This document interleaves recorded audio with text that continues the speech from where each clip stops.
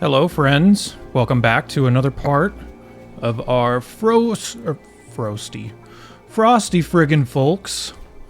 Thought that I would never trip up on that because it seems pretty easy to say, but apparently not. Just got to be getting these out once a day, and apparently you'll start mispronouncing a whole bunch of things. So, we're back, and we are going to be continuing with our colony. The first matter of concern right now, it has been a couple cycles since the last video, by the way.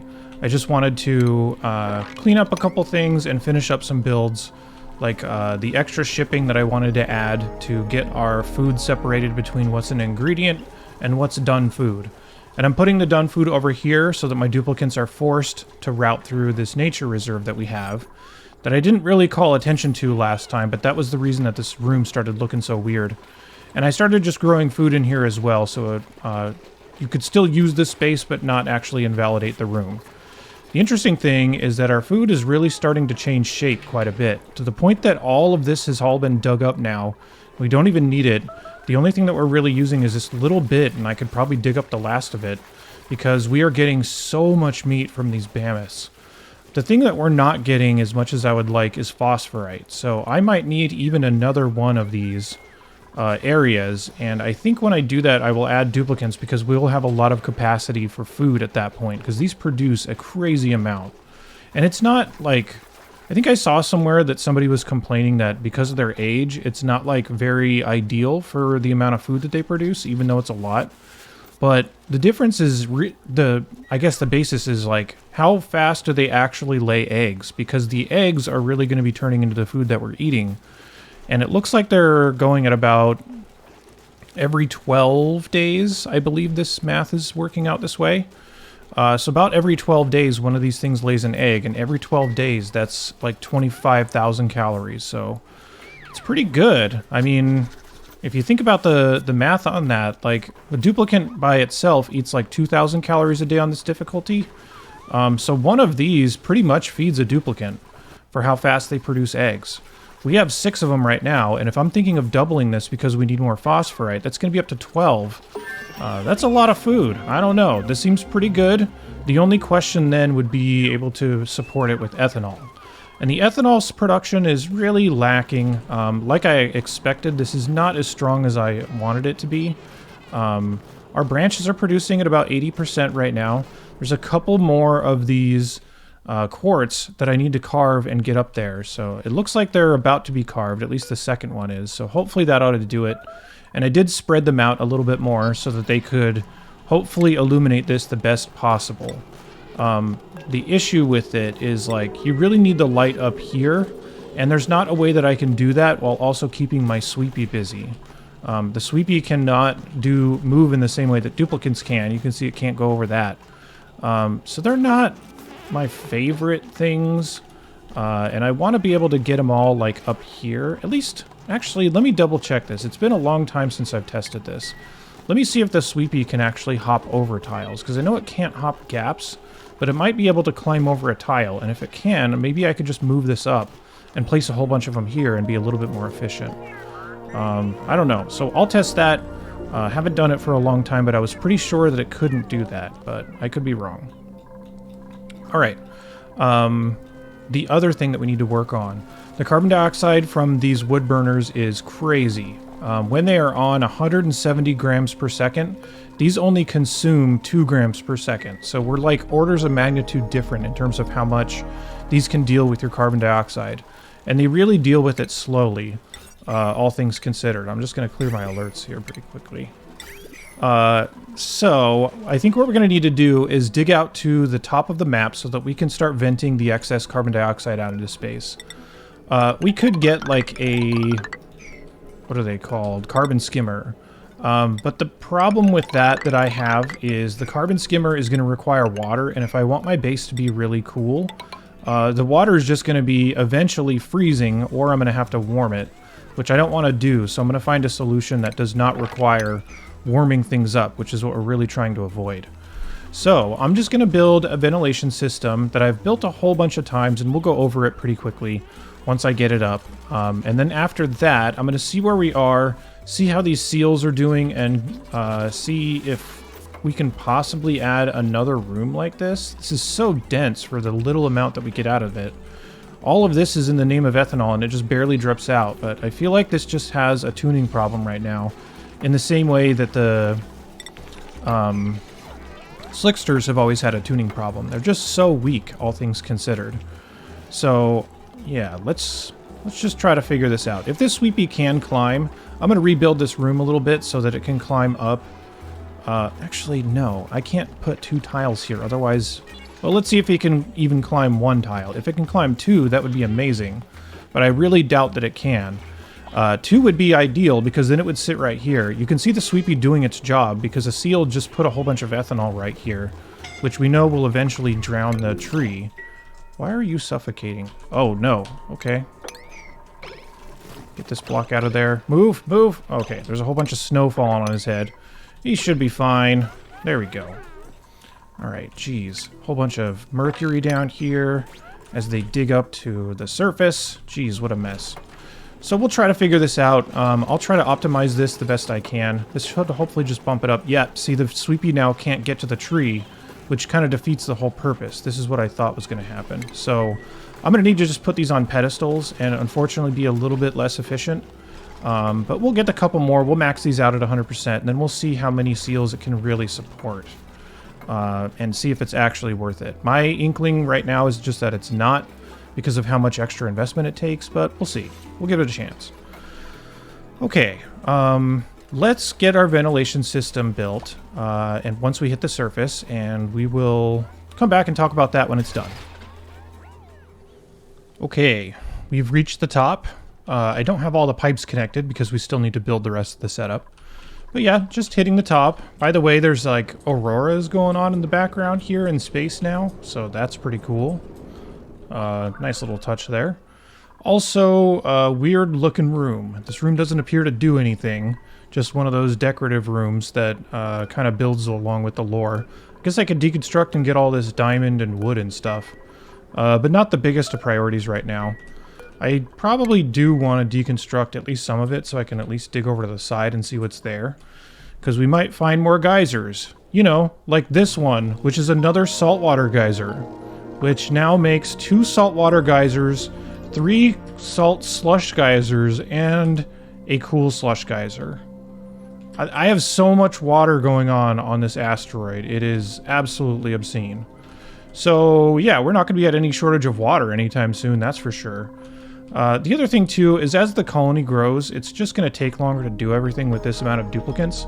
And since I'm actually a little bit overpressurized right now on my oxygen, I'm just going to take more duplicants, and I think I'm just going to take them pretty much every time that they're available. Up until maybe 12 or 13, I think. So probably do something like that. Let's see. This is one of the better downsides to a duplicant, because just taking longer to use the bathroom is not a big deal. The rest of these are fairly good. +7 construction. Okay. Hey, Ada. Welcome.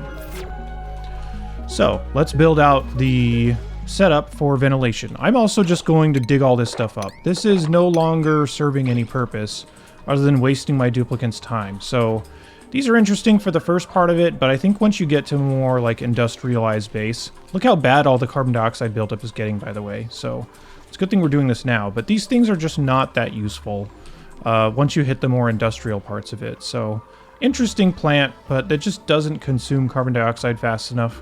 It probably will be really useful on other asteroids if you can keep the temperature down. So, I don't know. Maybe worth revisiting later on. Let's get our setup going. So, for this setup, I'm just going to put 1 gas pump at the bottom. And we need a few pieces of automation that I don't have, which is great. I need to research them. The things that we're going to need here is going to be their gas element sensor and some gates. But the basic idea is we're going to put some automation on this to only have it turn on when there's something to pump out that we don't want to have in our base. So basically everything other than oxygen. So when that gets pumped out, it's going to go through a series of pipes.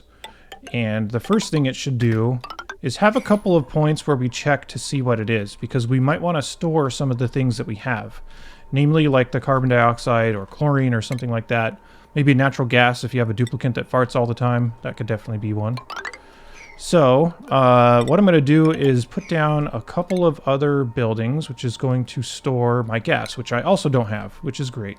Boy, this is going really smoothly. Anyway, we're going to filter it out here, and we're going to store it here. Probably should have checked my research before doing this. Let's get the research, and then we'll continue. Okay, we've got our research. Let's build this out. So the first thing that we need is to decide when we're supposed to be turning this pump on. So I'm going to be using a gas element sensor just to check, like in this tile, what's here. If it's not oxygen, then I want this to turn on. So in order to get it to be not oxygen, I need a NOT gate. So let's set it up like that. And let's put a filter gate on it as well. So the order is basically going to be gas element sensor, NOT gate, filter gate into the pump. The filter gate is there just to make sure that there wasn't something that just like drifted here for a second and we're going to instantly turn it on. It'll need to be like soaking in the carbon dioxide for a while, so I want to do that. Then let's build a couple of gas reservoirs to store some gases that we might be interested in keeping. And those two gases, I'm going to keep the chlorine and the carbon dioxide, which is pretty normal to keep both of those for setups later in the game, especially rockets. So here, by the way, let's set our gas element sensor to oxygen, and let's set our filter gate to like, I don't know, 30 seconds.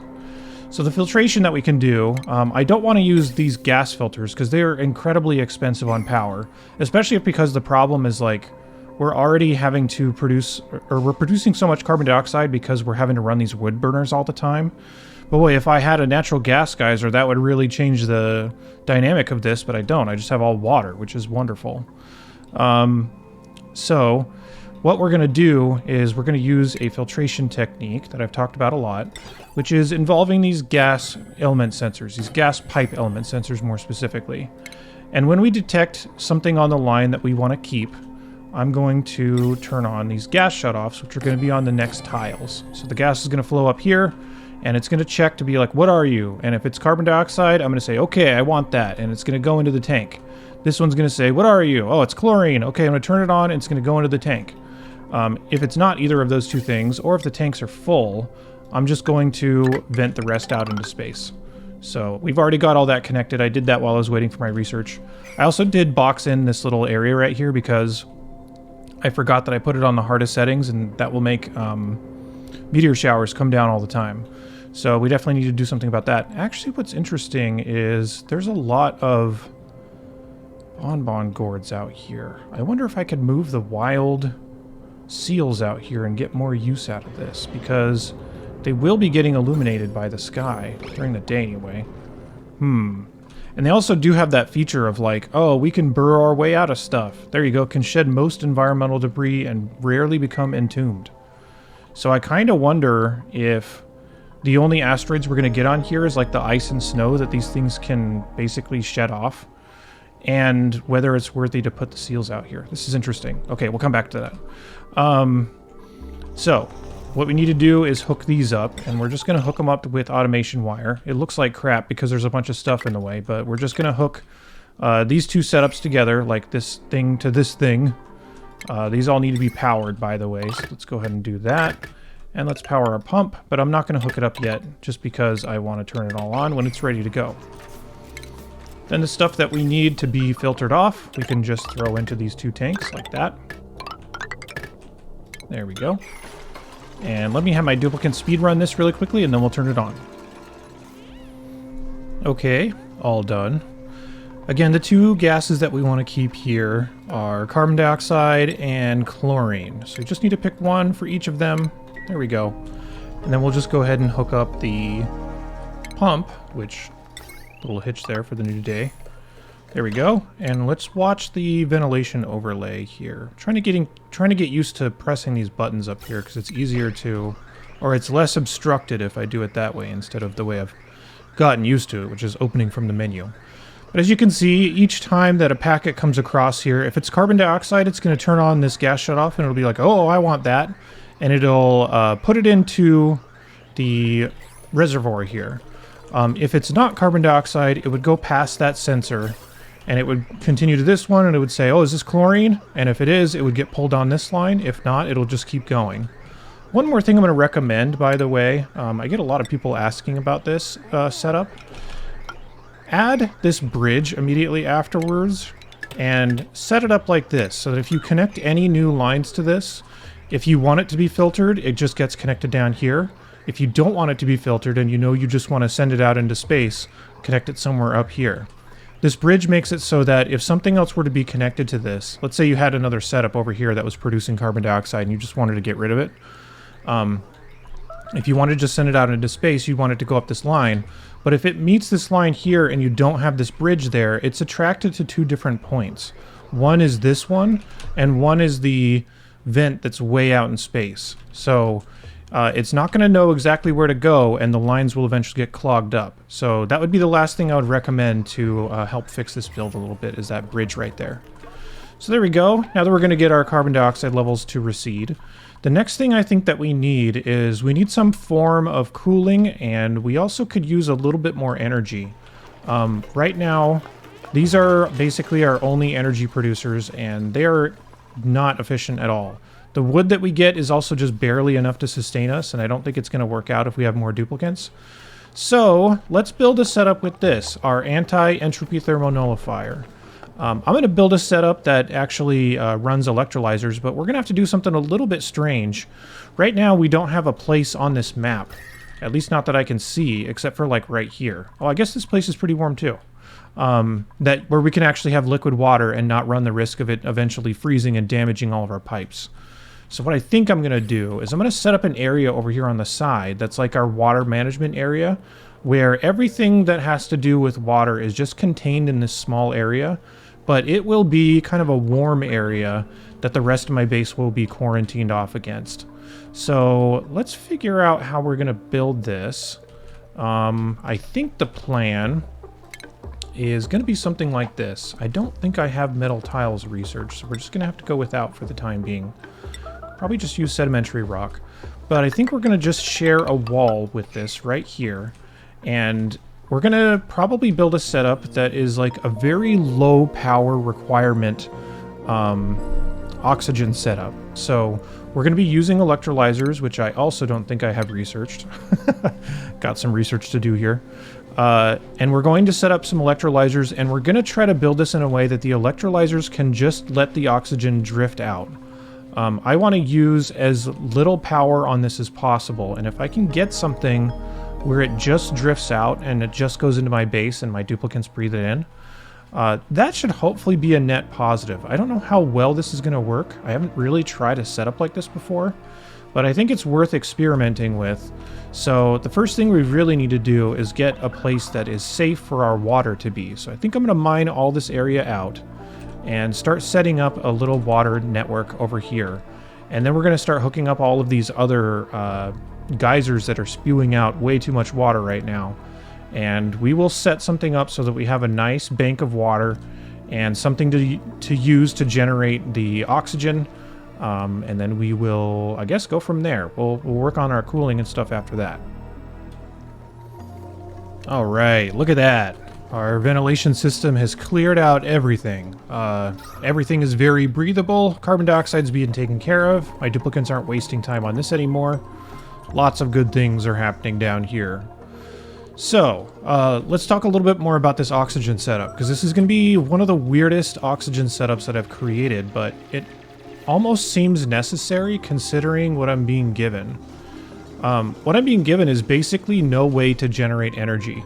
All of the water, I guess I could get on the map and explore in a little bit more, but like, considering we chose to have this cold center of our base, I guess just to play along with the DLC, which makes sense, we don't really have that great of a power source right now. If we use our ethanol for power, which we definitely could, that would then mean that our mammoths couldn't eat because the squash would not grow. Then all of our food would unravel, and we wouldn't really have a way to feed our duplicants. So I think I'm being put in a position where I need to retain all the cooling that we have, but switch to an electrolyzer. But that being said, we won't really make that much progress if we are using an electrolyzer at like a neutral power state. So we're going to have to use some of the hydrogen to power our cooling, but we're also going to have to use some for power generation, obviously. But the issue with most setups, I'm just going to like sketch this out a little bit. I don't have the right building. Let's pretend this is an electrolyzer. You basically set something up where you would have an electrolyzer, you would have a gas pump up here, and usually 2 gas pumps down here to help pump this all out and distribute it amongst your base. The problem with this is that you basically approach power neutrality because you're powering these 2 gas pumps almost constantly. It's not quite constantly, but it's almost. So I'm going to try to turn that on its head a little bit and try to run an electrolyzer setup that does not use those bottom pumps and only uses the top one that's going to be for hydrogen. So we're going to have to do some weird stuff. Because we're not actually pumping the oxygen anywhere, I'm going to want to let it drift out of this area and into the rest of my base. But the other thing I'm thinking about here is my duplicants are obviously the reason that all the oxygen gets breathed. But how can I get my duplicants to just focus in one spot more than others? Because I really only need to keep this area cool because of all the plants and the animals that are here that won't like it if it ever gets warm. My duplicants really don't care that much. They're okay with relatively cold and relatively warm areas. So what I'm thinking is basically moving the areas that my duplicants spend most of their time over into this corner. So we will effectively have them live over on the side of the map and do most of their tasks here. So like we'll cook our food here, we will do as many jobs as we can here. We'll generate power over there, so if they're running on these.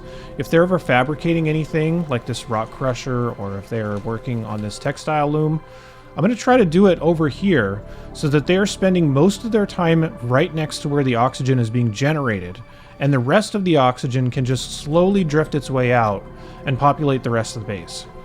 I don't know how well this is going to work, but the only thing I really need is if I have these electrolyzers up, I want to keep them up as long as possible. If I need to, I will make a setup so that we have a place to capture all of our hydrogen, probably in here, and then any excess oxygen, I'm just going to let it drift out into space if we need to.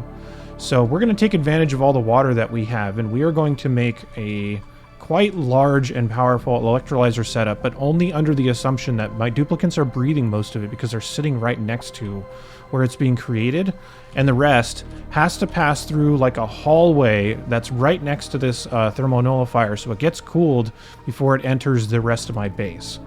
I don't know how this is going to go. I have never built anything like this before, so this will be an interesting experiment. So this next little phase of the video, I guess, is just going to be us rebuilding a lot of what our duplicants have and shoving it over in this corner while also building our electrolyzer setup. And then just having like a gauntlet of cooling separating the 2 areas and the rest of it being all walled off with insulated tile. So, I don't know. I guess we'll see how this goes. So, yeah, let's give it a try.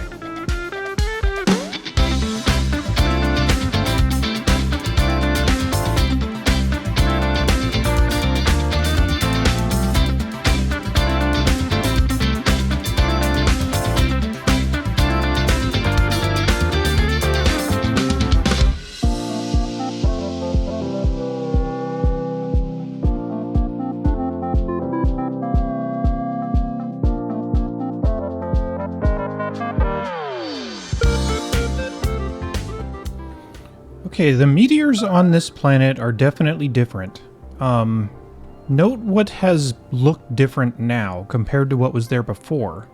For example, where did this come from? There was no way this was already here, and there was no way this was this dense up here before. So I'm pretty sure that some of these meteors are dropping more gourd seeds. The interesting thing about this is if we have seals here, and we build this out to be like some natural setup, I do wonder how much ethanol you could get from something like this. But the other thing that I did notice is you can just hook a pipe straight up to the tree to start bringing the nectar out of it. I also learned, partially because someone left a comment, so thank you for that, that you can make plastic out of this. So here you go. Petroleum or nectar turns into plastic. So you can use your polymer press to make plastic from this. So I don't know. There's something here. I don't know quite what it is. In terms of like the asteroids that also, or sorry, the meteors that also fall, it looks like they're made of snow and crushed ice. But the weird thing about the snow is like this is really not dense at all. So for example, just one of these trees, which by the way has kind of balanced out to only feed one seal. I don't know if it'll ever feed two, but I'm just going to keep an eye on this. So far, this one seal basically drains the tree every time. So I think one tree at full power feeds one tamed seal, which is pretty bad, I gotta say. But anyway, so if we have a setup up here to get a bunch of nectar, I don't know if it's more worth it to get the nectar or if it's more worth it to try to get ethanol out of this. There's definitely something intriguing here. Oh, what I was gonna say, by the way, is this eats up 100 kilograms of snow per cycle, which is ridiculous. The amount that's even coming down, like let's count 10 tiles basically. This is all averaging out to about 10 to 20 tiles. So let's say, I don't know, 7 or 8 tiles would feed that tree for one day. 1, 2, 3, 4, 5, 6, 7. We've probably got maybe like, I don't know, a couple hundred days worth of this. That's only for one tree and one seal. There's something here. I don't know what it is yet, but the fact that it's raining down more gourds and they are getting planted, because this was definitely not here before, and there was a whole bunch of these that were definitely not here. Same with this one. There's no reason for these to be not grown all the way. And there was never this dense before. At least I was pretty sure that it wasn't. But there's definitely something here. It's got to be for constant nectar production, or it's got to be for ethanol. And yeah, we'll figure this out later. But that was definitely something that I noticed that was interesting. Let's talk about the actual setup that's happening. So the map has changed a little bit. It's also been a while since the last, like, not montagey part. So this is our water setup. I usually will use 3 desalinators because if one of them goes down, that basically halves your water output. So now, if one goes down, it'll still run at full power. So I have 3 of them here, and this is going to be a big mixing tank of water. So the bottom 3 lines are all going to be very cold brine, and we're going to make sure that the brine is at a temperature that is not going to turn into just ice once it goes through the desalinator. So I will be putting, something that I just finished my research on, a bunch of liquid pipe thermosensors to make sure that the water that comes out of each of these lines is an acceptable temperature. The water that's going to come out of here is going to be warm-ish, so I might not actually care because this area is going to get kind of warm anyway. Well, what I could do for sanity check's sake is set something up to make sure that it's not going to be hot enough to hurt my duplicates. Outside of that, I don't really care how hot this area gets.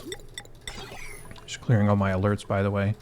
And all of these sensors are just going to be hooked up to some shutoffs, so that the shutoffs will only turn on if it's at an optimal temperature. So for the cold brine that comes in, I want it to obviously warm up before I can send it through here. And for the hot lines, which is just going to be in this pool for the most part, I want to make sure it's cold enough before we actually send it through. This will generally balance everything out. But the other interesting thing that I did not even consider is, let's take a look at these salt geysers, or salt water geysers, whatever. Comes out at 95. The problem is that I only have pumps that are capable of resisting up to about 75 because I just don't have the resources right now for anything else. So we could do one of two things. One, I was trying to get some steel going, so I set up a setup. I set up a setup. Yeah, my vocabulary is really coming through here. To make steel, but the problem is we don't have coal. We haven't even discovered it yet because it basically doesn't exist on this map, which is not a position that I'm used to being in because having hatches in the early game and creating coal is usually really easy and one of the first things that you do. But it's not here, so we have to find another solution. So I just have to settle for a pump that's not going to be able to resist the heat of this, but then connect it up to another geyser that's nearby that has very cold, like brine in it. And I will just put this on a thermosensor to say if it's anywhere above 10, I'm okay with the brine coming in. So we'd be doing like some kind of pre-cooling here. But I'm being kind of generous in how I'm hooking a lot of this stuff up, just because these are not active all at the same time. Also, this is super overkill.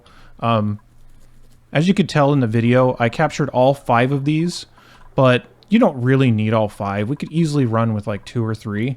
I just had an idea for how to hook this all up that I thought would be kind of cool for the video, so that's why I've spent so long trying to get this done. The other thing with this too is this will be constantly putting out brine or salt water at a temperature that I really don't want to exchange with the rest of the base over here. Both because it'll break the pipes because it'll either freeze the brine or the salt water, or it'll start melting a bunch of stuff out here if it gets too hot.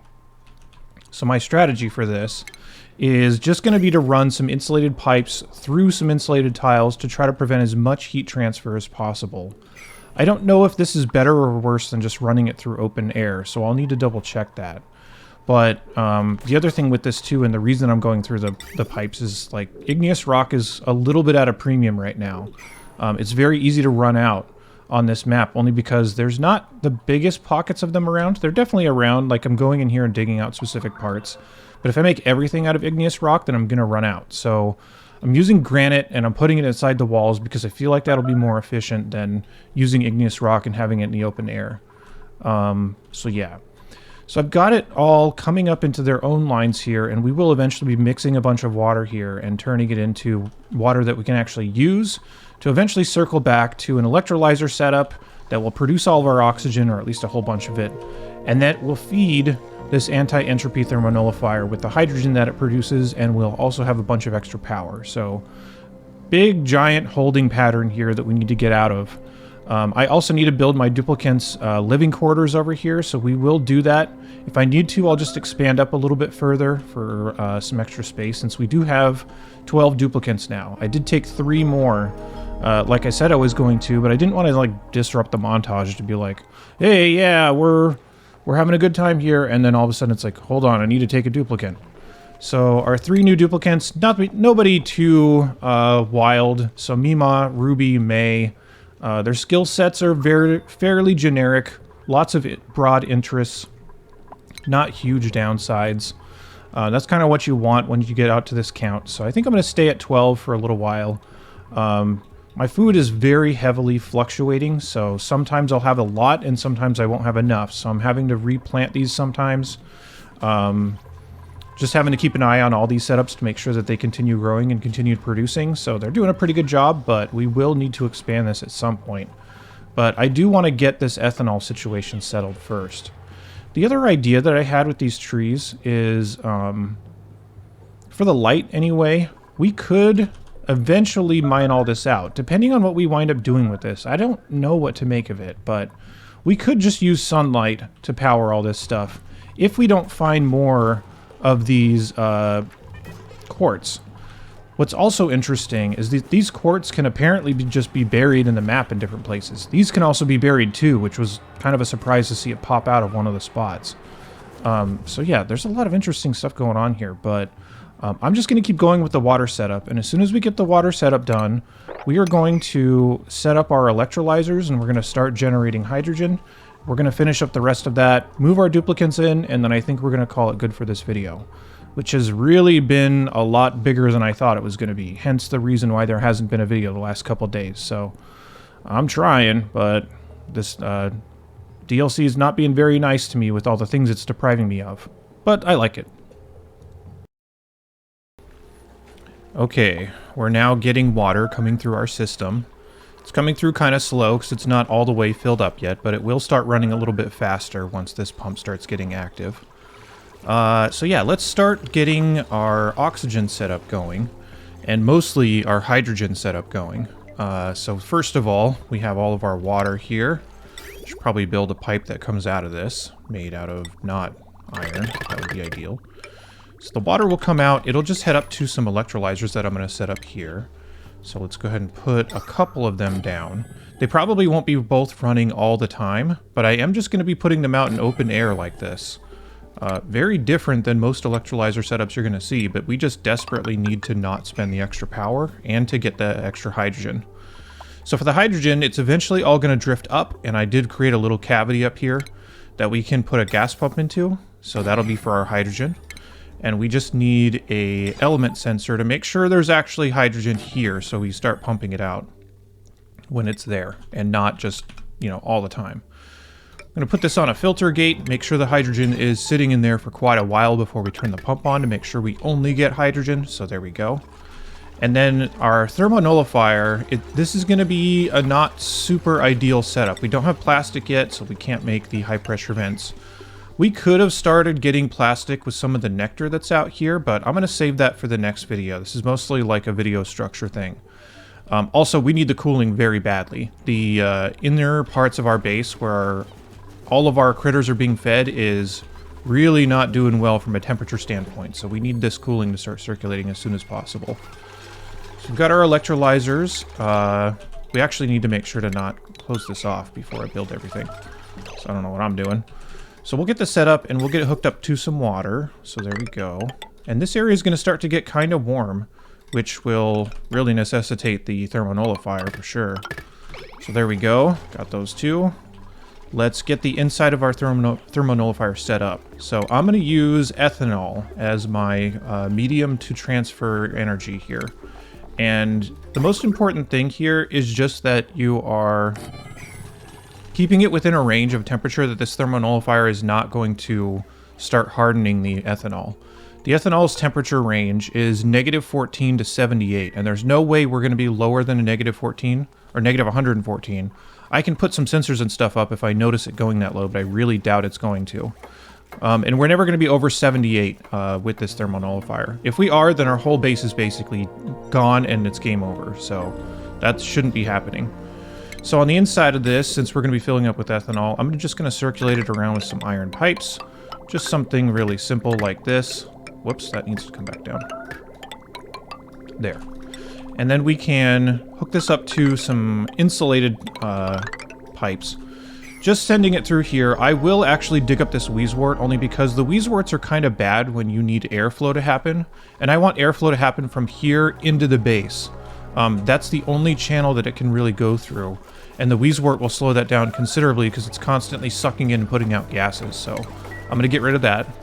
And then this cooling loop, I think, is just going to head through all of the tiles that are in here. I did replace all the snow tiles, by the way, which the more I think about the snow tiles, the more I just kind of think they're a gimmick. I don't know that they're really all that useful.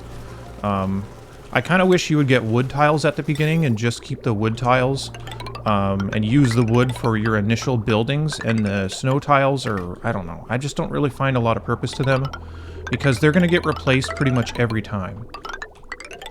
So let's have our cooling just kind of loop around like this. There we go. And this is our ethanol line that we're not really going to be using anymore, so I'm just going to get rid of this. This ethanol line is going to need to get plugged up into this liquid reservoir, so we will use that to fill up the reservoir initially. So here we go.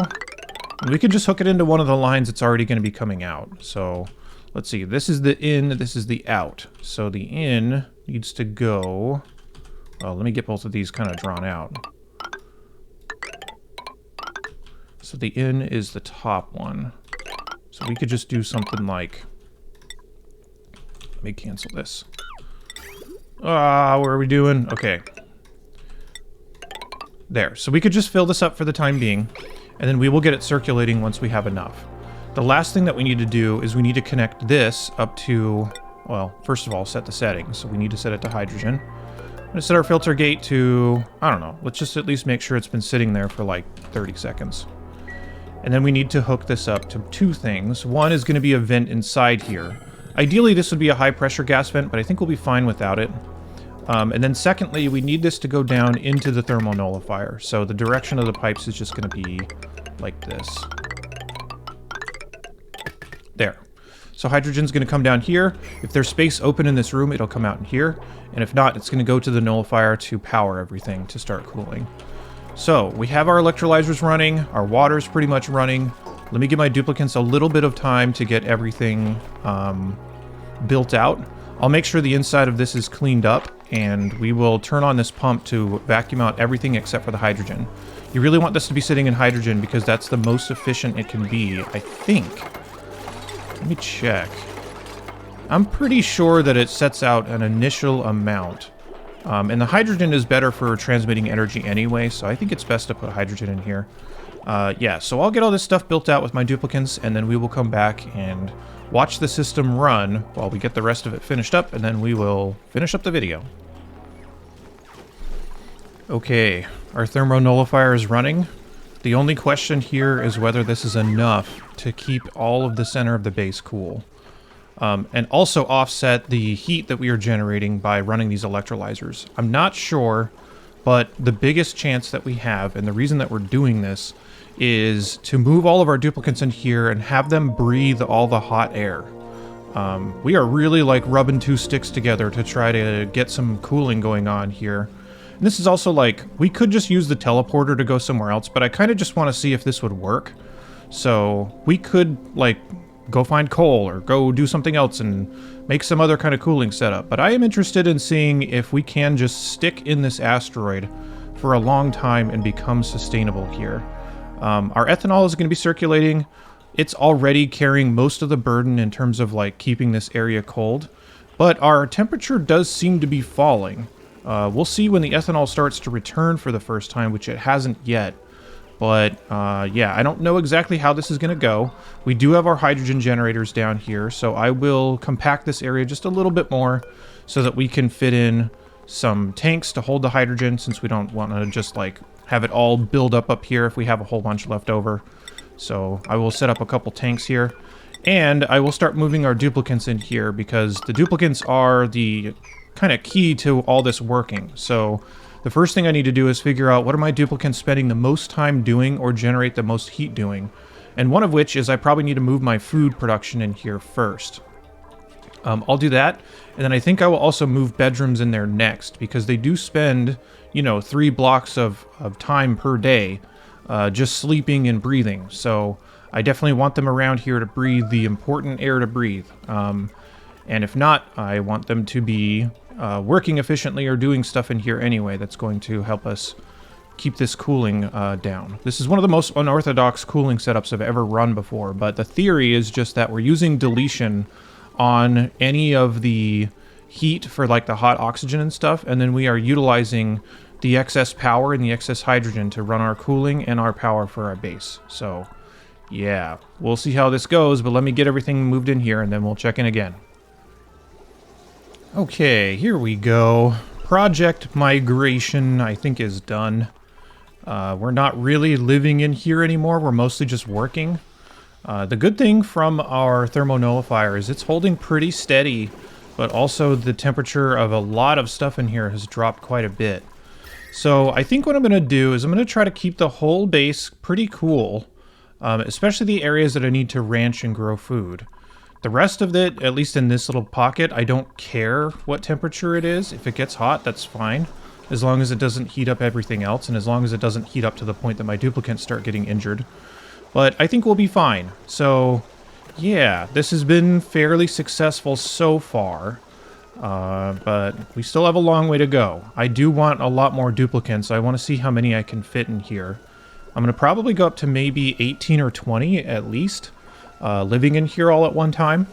And we also need to get out here, and I want to learn about these things more, because these are getting more and more interesting the more that I look at them. You can see the growth, you can see the spread. I'm going to run some tests in the next video to see what we can do with these, and we're going to run some experimental builds. We'll probably get into suits and get out into this biome a little bit more. But yeah, like I mentioned, I want to just see how much we can get done with these. Traveling out to other asteroids, and especially if all the other asteroids are the same, is not that intriguing, especially since we only have a few weeks to work in this beta. So I want to figure out as much as I can with this and try to, like, figure out what stabilizing looks like. And if we have to do weird stuff to get there, then that's totally fine. So yeah, here you go. Here's our little crammed-in base that we have, and things are going pretty well so far, I think, especially for being on the highest difficulty settings. So yeah, all right. I think that's it for this one. Thanks for watching. I'll be back as soon as I can with the next part, and I'll see you soon.